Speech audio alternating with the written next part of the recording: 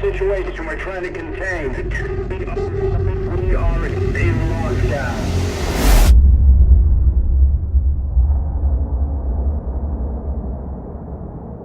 Ridley Scott's original Alien movie presented a really grounded view of the future.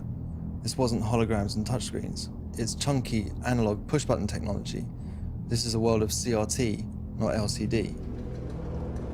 Early in development, our artists studied the work of Ron Cobb, who was one of the original concept artists on the film. And the goal was that if we could understand his process, we would be able to expand on the universe while still remaining faithful to the original source.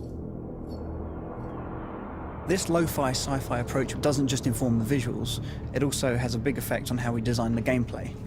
If you take the motion tracker, for example, it's big and it's heavy, you can't hold it at the same time as a weapon. And all it does is tell you the movement of an object on a 2D plane, and even then, only on a small cone in front of you. In order to stay faithful to the source, we set ourselves a rule: we wouldn't build anything that couldn't have been built on the original set in 1979. I'm in. Everything in our game conforms to this retro future aesthetic. The first objective was to strip back the UI as much as possible. For the on-screen elements that we do have, we had to look at a lot of different options to try and recreate the softness and fuzziness that the technology of the 70s presented.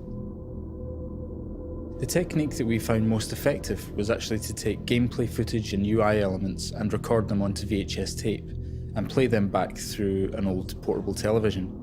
And on its way, we would distort the cables and stamp on the tape and generally destroy equipment in the process. And once we got that back into the game, we found that it didn't just look authentic, it was authentic. This is a game set in the future, but baked in the past. It's a place which we can really relate to. It's also a world in which technology won't save you.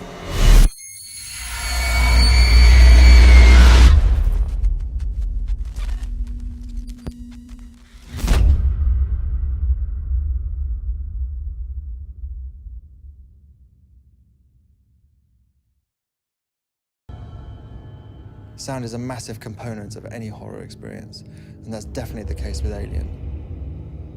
We wanted to be as authentic as possible when it came to recreating the sound of the original music, and so we put together our own orchestra from the best musicians that we knew around London, including some who had actually played on the original recordings with Jerry back in the 1970s.